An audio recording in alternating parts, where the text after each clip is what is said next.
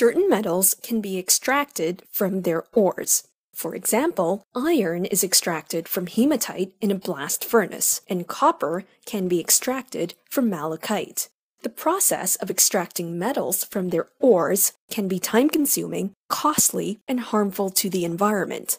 Other less reactive metals, such as gold and platinum, can be found naturally as native metal.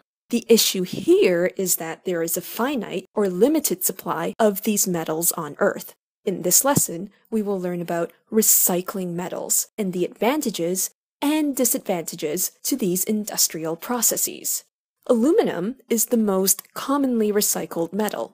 Aluminum is used to make soft drink cans, aluminum foil, certain food cans, and even certain packaging materials. Aluminum is also used to make the outer bodies of some cars and airplanes, due to the fact that it is less dense than steel. The extraction of aluminum from its ore is done by electrolysis. It may not seem like a lot of electrical energy is needed, but keep in mind that this is done on an industrial scale worldwide. The recycling of aluminum uses only 5% of the energy used in its extraction from its ore, which uses a small voltage but a large current. In fact, some countries really encourage recycling by having separate sections in their public waste containers, one for waste, one for cans and other metal products, and another for paper products. Some countries also have mandatory household recycling, in a sense that if aluminum cans are found in regular waste bins for pickup, a fine can be issued. In fact, recycling aluminum is so common that any aluminum material that you encounter today has some, if not more, than 50% recycled aluminum content. Steel can be recycled, and most steel mills primarily use recycled scrap steel instead of cast or pig iron from blast furnaces. Copper is also recycled. Once again, this is a more energy-efficient process than the extraction from its ore. As well, the copper ore supply on Earth is being depleted at a very fast rate.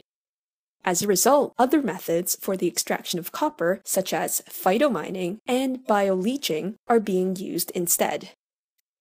Silver and gold from jewelry are also recycled. As these metals are found as native metals, the issue here is not the energy cost, but rather the rarity of these metals. The main source of gold is recycled electronic goods, such as computers, which have their electrical contacts plated with gold, so there is no corrosion and a perfect electrical connection. The main issue with recycling metals is the separation process in the waste containers. Most often, not all metal products are clearly labeled as recyclable. As well, many metal products are alloys. Can you remember what an alloy is? Please pause the lesson and continue when you are ready.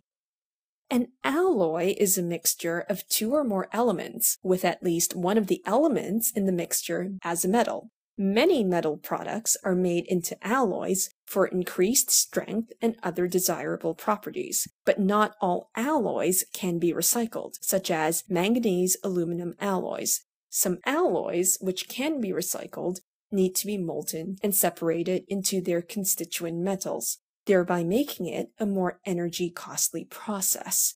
As well, we have to take into consideration the fact that these metal products must first be collected and then transported to recycling facilities. All depending on the distances covered, this could involve quite a bit of fuel usage, and therefore increasing CO2 and noxious gas emissions. In summary, aluminum, steel, and copper are the most commonly recycled metals, and the recycling process usually uses significantly less energy than extraction from their ores.